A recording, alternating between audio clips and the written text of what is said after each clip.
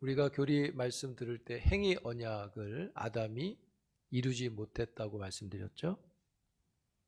그래서 하나님은 은혜 언약이라는 것을 주셨다고 그랬습니다.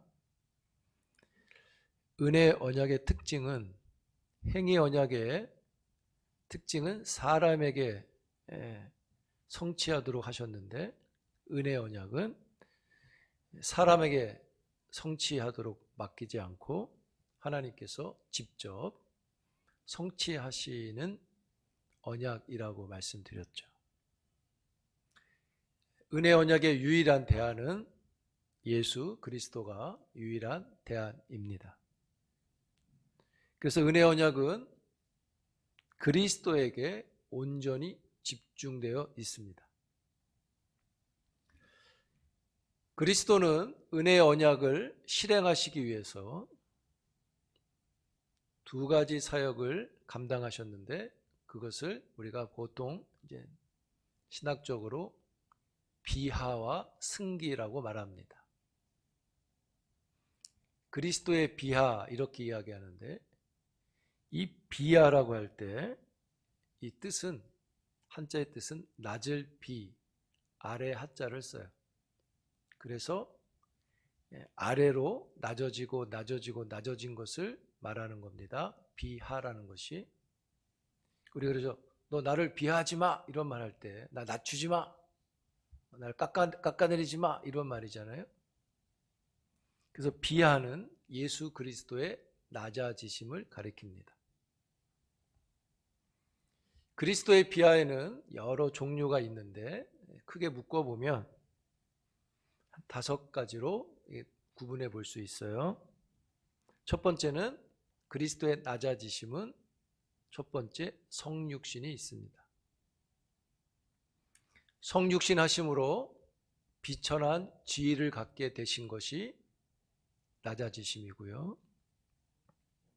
그 다음에 비천한 신분을 가지시고 율법에 복종하신 것, 그게 낮아지심이고, 율법 아래서 고난당하고 십자가에 죽으신 것이 낮아지심입니다.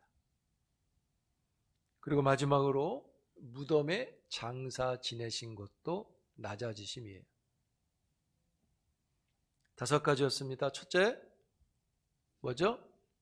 성육신. 둘째, 비천한 지위를 가지심. 셋째, 율법에 복종하심. 넷째, 고난당하고 죽으심. 5째, 무덤에 장사 지내심. 이렇게 크게 구분해 볼 수 있어요. 이 5가지를 더 압축해서 2가지로 하면, 하나님이신 그리스도께서 신적인 위엄을 버리시고 사람이 되신 성육신과, 율법을 주신 분이 율법 아래서 죽임을 당한 것이 그리스도의 낮아지심의 핵심입니다. 성육신이신 그러니까 성육신은 하나님이신 그리스도께서 인간의 육체와 영혼을 취하신 것이죠. 즉 영광을 버리고 인간의 몸을 가지신 것입니다. 그래서 율법을 수여하신 분이 율법 아래 태어나셨고, 그리고 그 율법을 지키시고 율법에 복종하셔서 율법의 마침이 되십니다. 그리스도가 율법에 복종하심으로 그리스도의 영혼과 육체가 전인적으로 고난을 받게 됩니다. 그 고난의 절정이 십자가의 죽으심인 것이죠. 이것이 그리스도의 낮아지심이에요. 예수 그리스도의 죽음은 자신의 죄가 있어서 죽으신 게 아니잖아요. 죄하고는, 그러니까 자신의 죄는 아무 상관없는데 대속의 죽음을 죽으셨죠. 가장 극단적인 형벌이었던 십자가의 죽음을 받으신 것은 우리가 받아야 할 형벌과 저주가 그만큼 중하다는 것을 보여주는 것입니다. 그래서 그리스도께서 십자가에 죽으시고 무덤에 장사 지내신 것, 그리고 그 장사 지내심도 낮아지심이에요. 여러분, 하나님은 어떤 분이시죠? 하나님이 존재할 때 우리가 했죠. 하나님은 영원히 살아 계시다 그랬잖아요. 근데 살아 계신 분이 장사를 지냈다? 이거 말이 안 되는 거잖아요. 그만큼 낮아지셨다는 거예요. 낮은 자리로 오신 거예요. 영원히 살아계신 분이 죽었다고 말조차 할 수도 없는, 말도 안 되는 이 일을 친히 하셨습니다. 그리고 무덤에 장사 지내시고 성경은 음부에 내려가셨다 이렇게 기록을 하고 있는데, 베드로전서 3장 19절에 보면 그가 또한 영으로 가서 옥에 있는 영들에게 선포하시리라 이런 말씀이 있는데, 이 말씀을 이제 죽으시고 나서 음부에 내려가신 것으로 이해를 하죠. 그러나 여러분, 이 말씀은 문자적인 뜻을 받으면 안 됩니다. 상징적인 뜻입니다. 예수님이 받으신 십자가의 그 고통과 죽음이 실로 지옥과 같은 고통을 뜻하는 것으로 비유적인 표현으로 하신 말씀으로 받으시면 됩니다. 즉 가장 낮은 단계인 죽음의 자리에, 상태에 예수님이 들어가셨다는 것을 말하는 것이죠.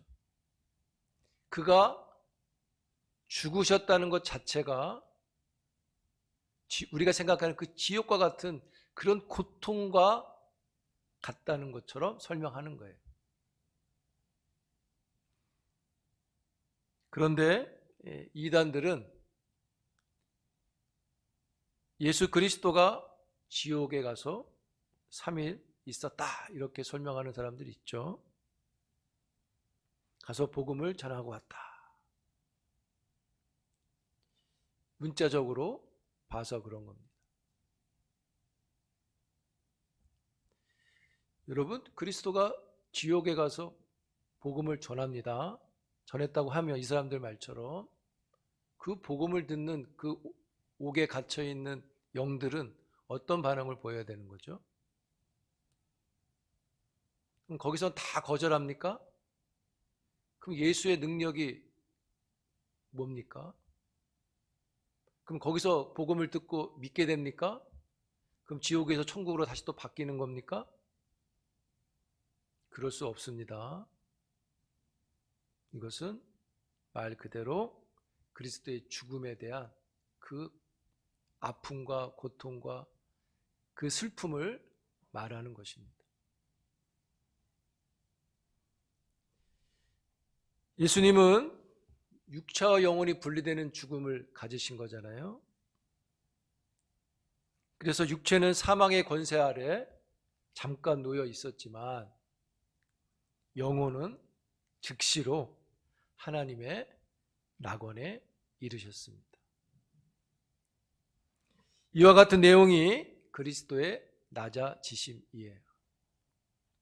왜 낮아지셨습니까? 왜 그렇게 하셨습니까? 우리의 죄를 영원히 사하시고 영생의 구원을 우리에게 주시기 위해서 그렇게 낮아지신 것입니다. 믿습니까?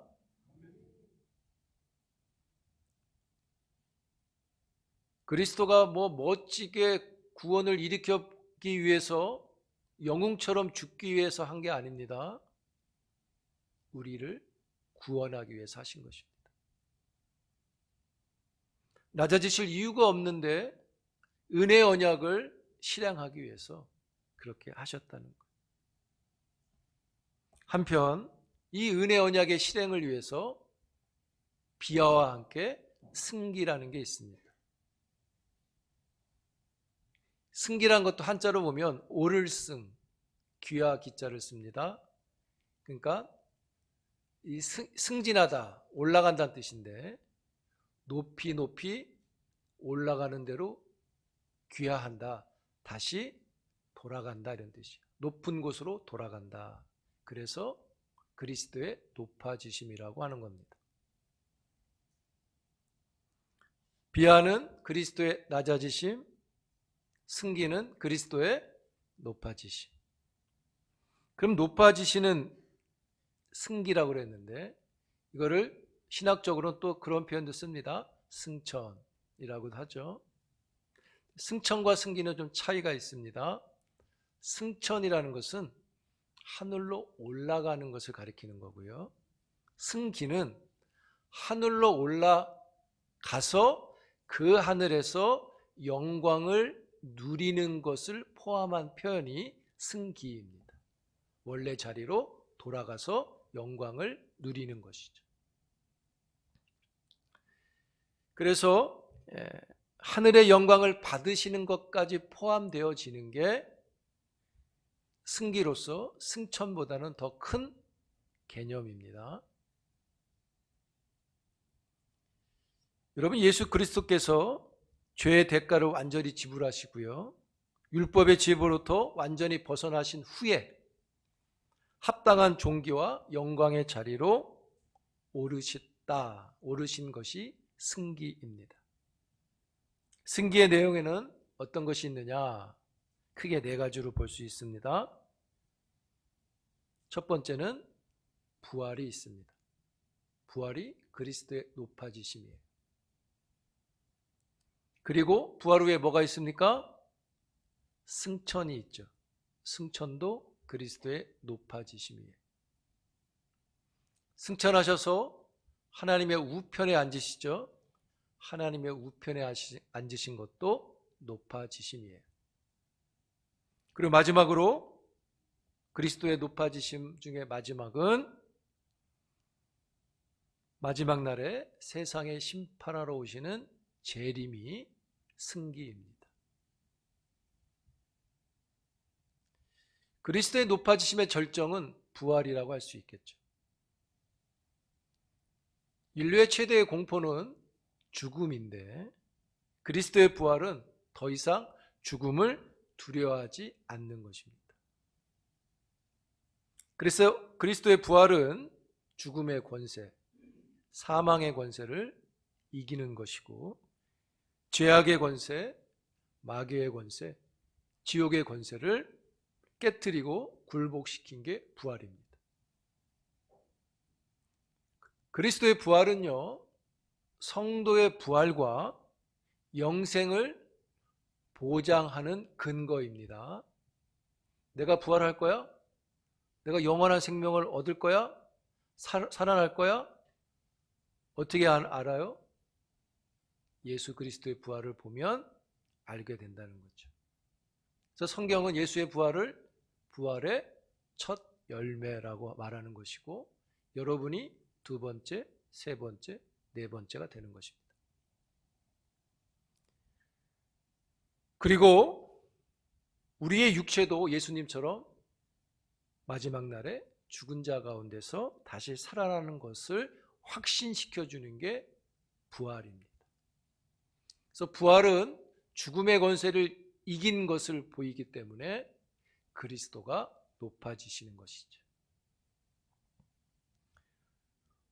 부활은 죽은 후 사흘 만에 일어났습니다. 여러분, 그리스도의 부활은 십자가와 함께 기독교의 핵심입니다. 기독교는 그리스도의 죽음과 부활의 종교이고 신앙이라고 해도 어떤 이유를 댈 수 없습니다.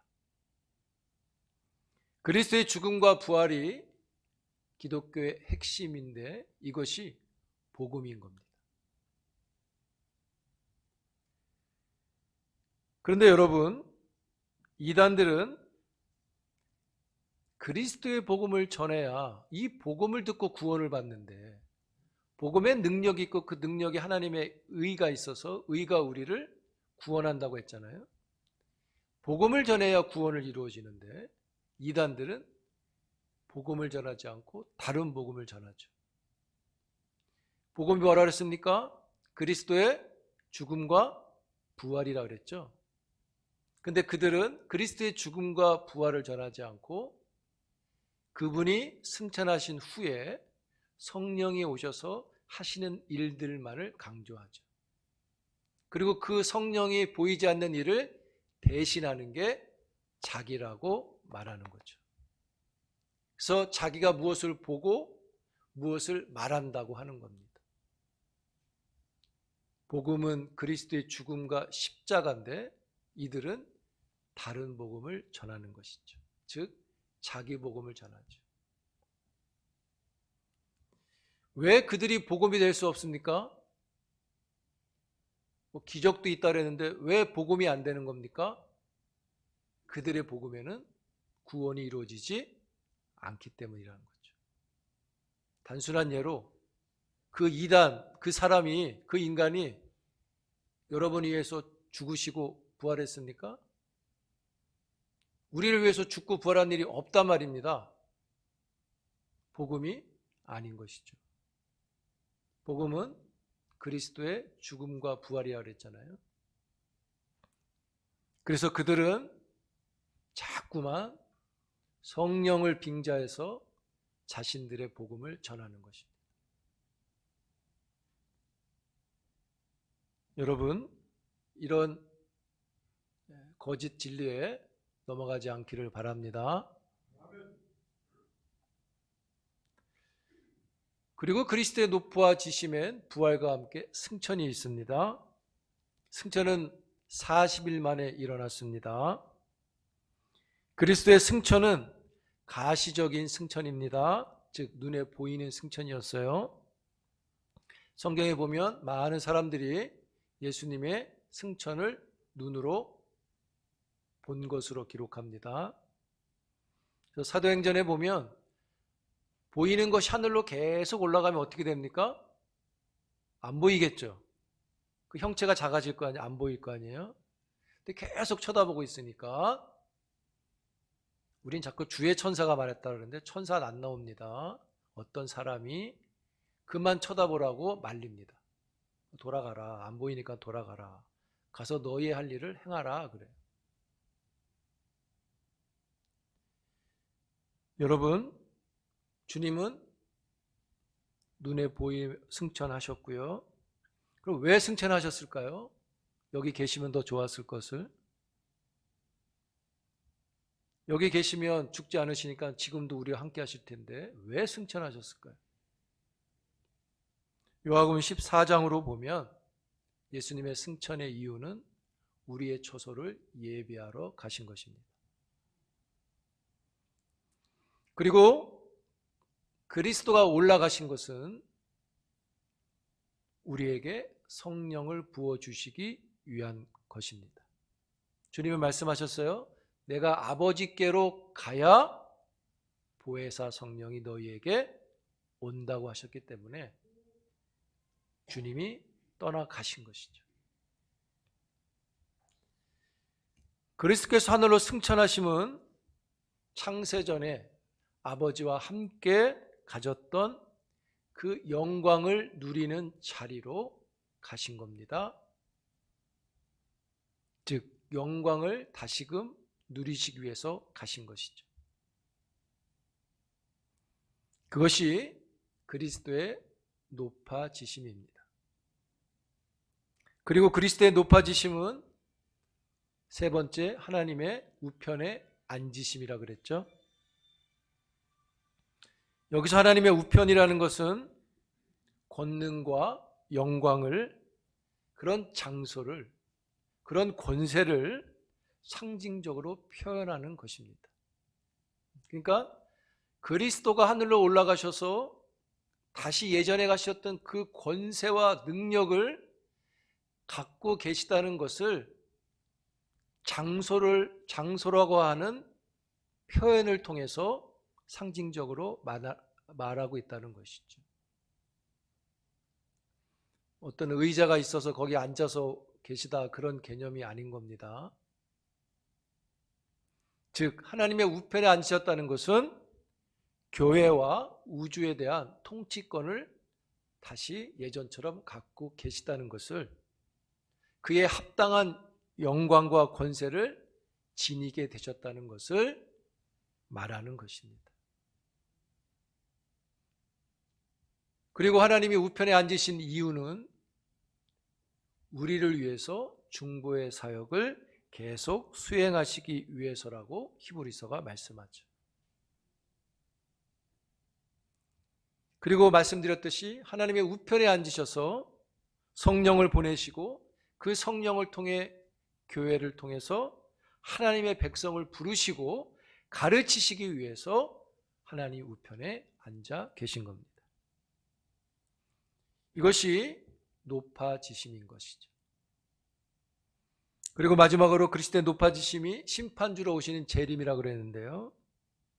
그리스도의 재림은 표현할 수 없는 영광 중에 나타나는 재림입니다.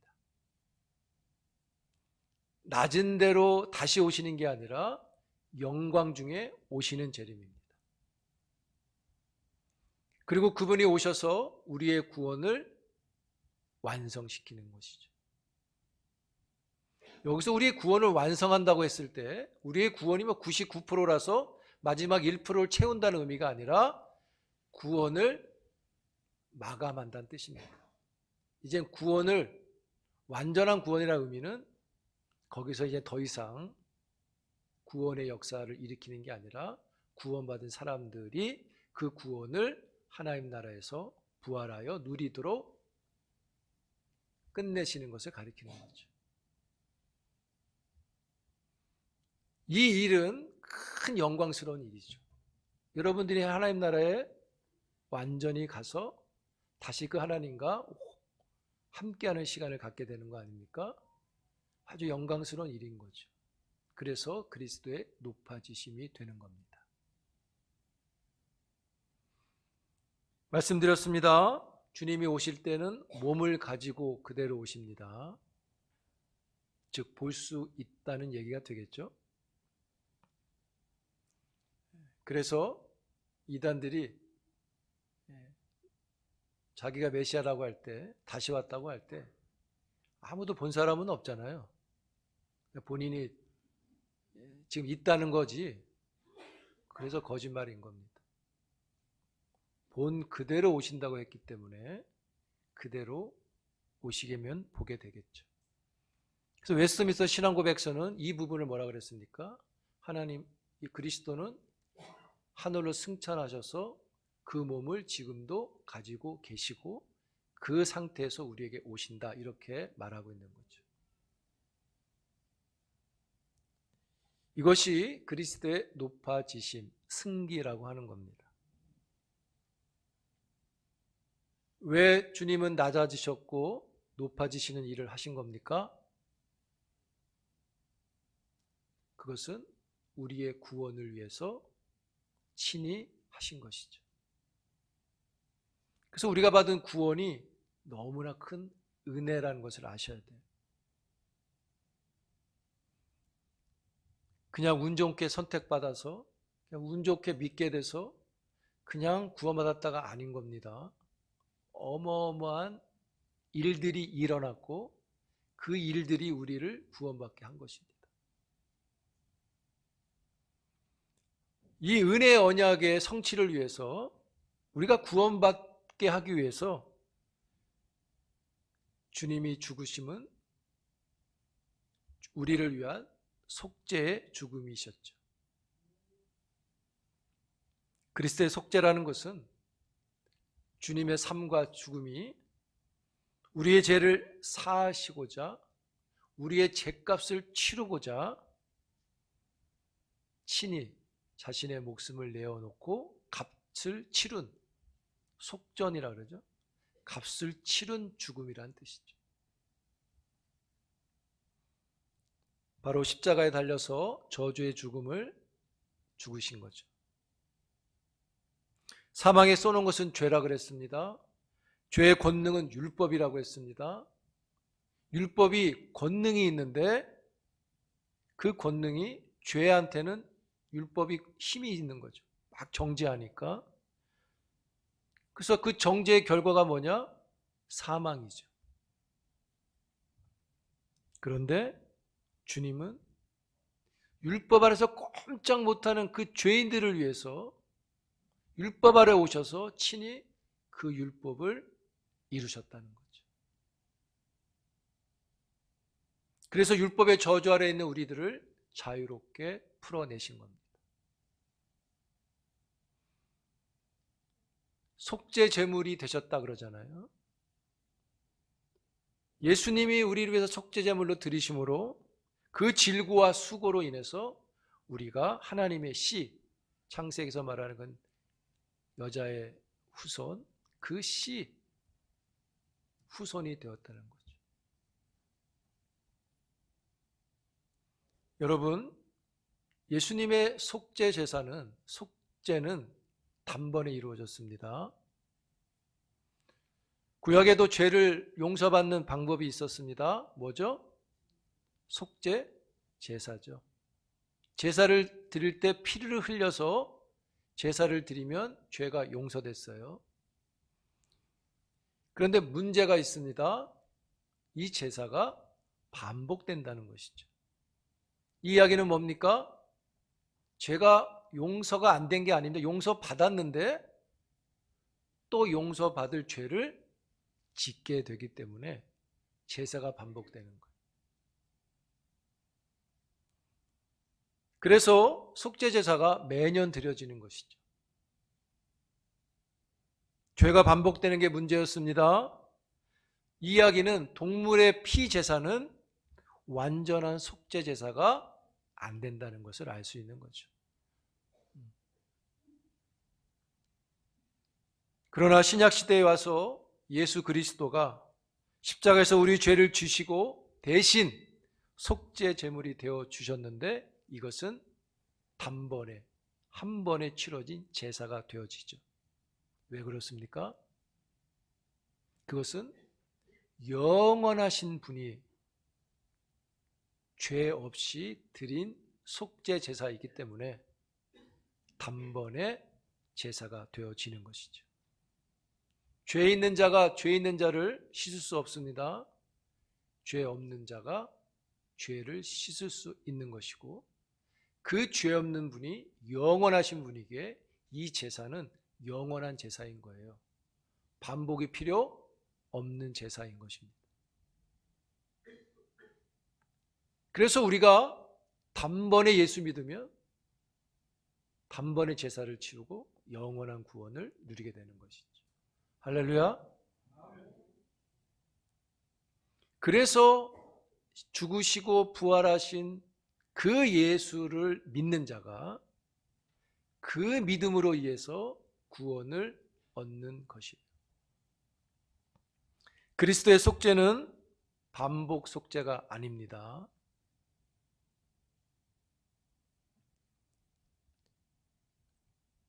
속죄의 효과가 뭐냐? 이거 말씀드려야 될 것 같아요. 목사님, 그러면 단번에 죄를 다 씻었으니까 뭐 죄져도 되나요? 안 되죠. 그럼 죄 지으면 뭐 합니까? 회개. 그러나 회개가 속죄 제사는 아닌 겁니다. 그렇죠? 혼돈하면 안 돼요. 속죄의 효과가 뭐냐면 딱 하나, 단순해요. 속죄를 하셨는데 죽으셨는데 그 효과가 뭐냐? 효력이 뭐냐? 그것은 죄인이 구원받는 효력이라는 거죠. 속죄의 효과는 우리에게 칭의를 덧입게 하고요. 양자가 되게 하고 양자가 됐기 때문에 영원한 기업을 얻게 합니다. 그냥 제사만 치르고 끝나는 게 아니라 그 제사의 효력이 우리를 영원한 기업을 갖게 한다는 거예요. 그리고 끝나지 않고 우리의 중생과 성화를 통해서 그리스도와 신비적으로 연합되도록 인도하시죠. 그런 효력이 있는 거예요. 그래서 우리가 성령을 구하는 것입니다. 그리스도와 연합하기 위해서.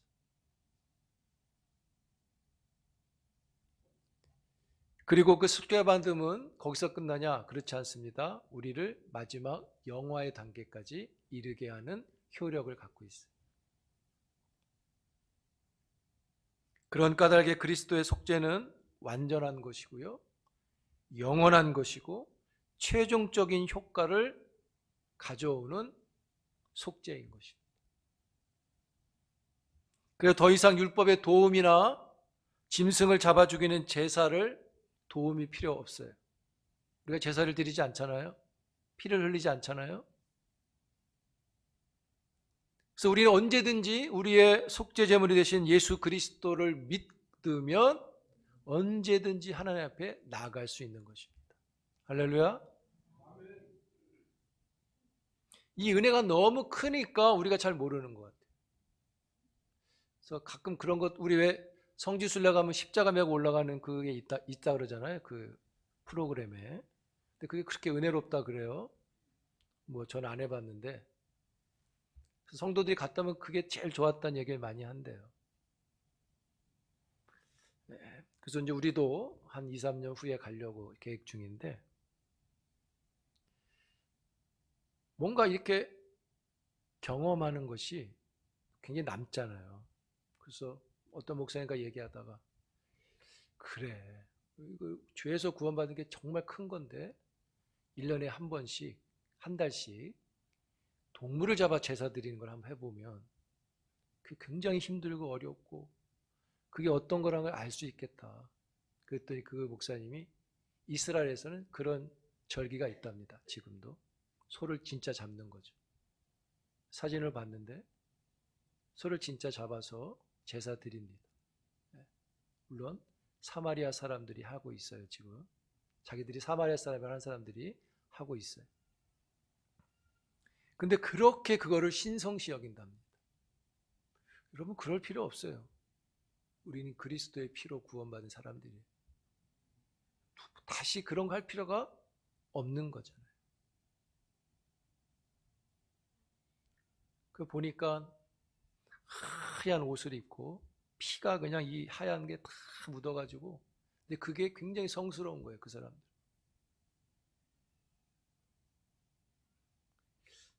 여러분, 그리스도의 피가, 속죄가 우리에게 복음인 걸 믿습니다.